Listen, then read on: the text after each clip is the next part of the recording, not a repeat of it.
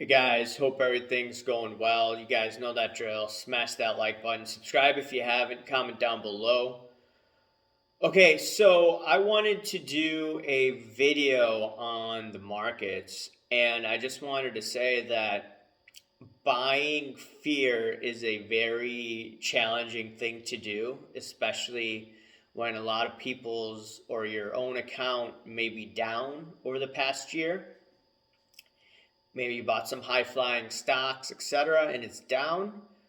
Well, in my opinion, I believe buying fear as of right now, for myself, is a good risk reward opportunity for the next 1 to 2 years.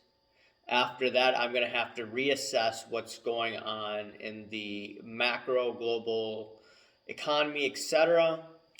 I've seen just cycles indicate 2024, as I've mentioned on my sports car channel, that will probably be trouble uh, for the markets in general. And I also noticed that this past week, though, we had a corporate tax payment that many companies have to make. Okay. This is, Mike Norman. He's an MMT guy. I don't really agree with that school, but his philosophy is, hey, deficit spending basically pumps up the markets. So when you're getting in tax receipts, you're not going to deficit spending. So you had all this money coming into the government, and guess what? Now the deficit spending will continue. And that will be flowed into the stock market. That's his thesis, okay? And if you just look at that, right? If he's correct about that thesis, then I would expect the markets to rebound. Now, there will be volatility, in my opinion, with the election this year, but ultimately, I do see some positive outcomes with the economy. And inflation, yeah, it stinks, but at the same time, I don't see it going up with the same intensity as it was going up earlier this year. So that's good news.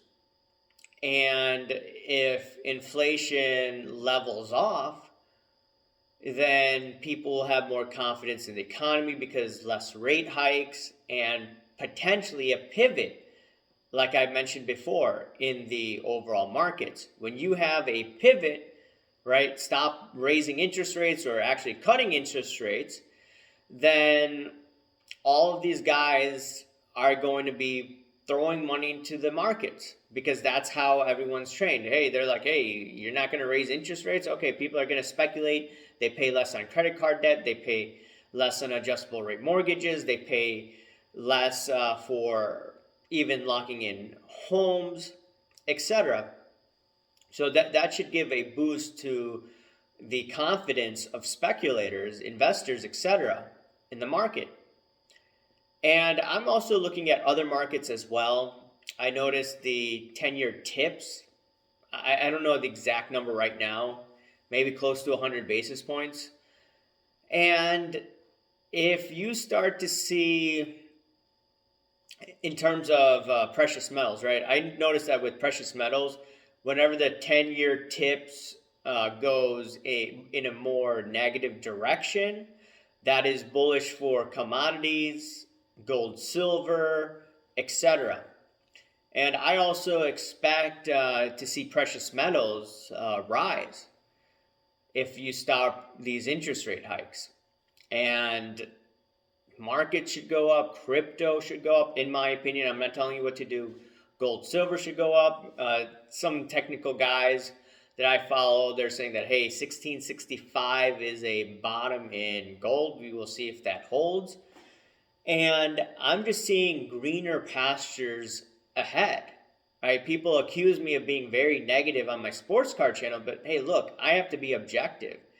And I'm just seeing, hey, when people are fearful, people are getting frustrated, that's the time to be accumulating, right? Doesn't mean you're going to get the bottom, but that's a better time frame. And in my opinion, if you guys don't need the money right now and you're not going to retire anytime soon, I think for those individuals, I think it's time for them to talk to their financial advisor if they're in cash and go from there, that point.